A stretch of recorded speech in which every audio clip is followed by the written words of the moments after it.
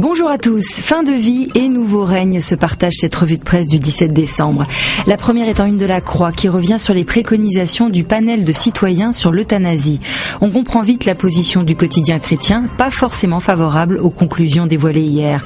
L'interdit de donner la mort n'apparaît plus comme un absolu et pour Dominique Quignot, ce cap franchi est inquiétant. Libération est plus enthousiaste, c'en est fini du rejet de toute évolution.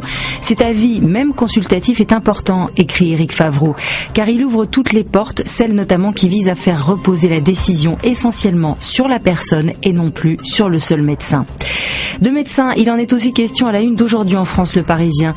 Selon un rapport, le recours des hôpitaux à des médecins remplaçants coûterait 500 millions d'euros à l'assurance maladie. Les sociétés d'intérim profitent de la pénurie pour imposer des tarifs jusqu'à 6 fois plus élevés que la normale. Une journée de travail coûte entre 600 et 1500 euros pour un intérim contre 250 euros net pour un titulaire.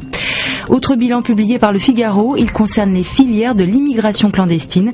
2013 a été une année record avec plus de 30 filières internationales démantelées, des organisations qui font des gains colossaux sur le dos des candidats à l'exil. Du mot gain, on passe à un de ses cousins, le mot salaire, qui est en une des Échos. Malgré la crise et le chômage, il serait en progression de plus de 1%, de quoi faire de la France un cas à part. Chez nous, pour préserver motivation et climat social, les entreprises préfèrent réduire les emplois que les salaires, écrit Guillaume de Calignon, une démarche opposée à celle de l'Espagne et de l'Allemagne. L'Allemagne, parlons-en. Angela Merkel doit être réélue ce mardi pour entamer son 3e mandat. Oui, mais pourquoi faire, demandent les Échos. La chancelière n'a pas précisé son ambition profonde et son plan de marche pour l'Europe. Jusqu'ici, Merkel a été meilleure pour prescrire des potions amères aux autres qu'à son propre pays, écrit Thibaut Madelin.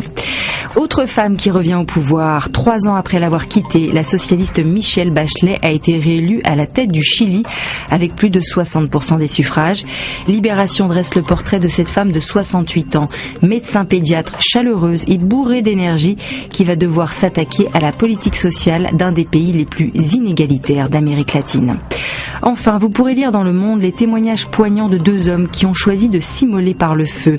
Une violence inouïe contre eux-mêmes qui était alors leur seul moyen de faire entendre un désespoir lié à leur travail.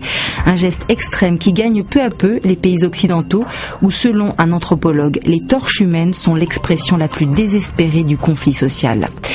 Et c'est sur une image de conflit social qu'on se quitte aussi, avec la manifestation des sages-femmes hier à Paris et ce joli slogan « On vous a vu tout nu, on mérite d'être reconnu ». Vous avez bien écouté? Alors aujourd'hui, faites-vous entendre. À demain.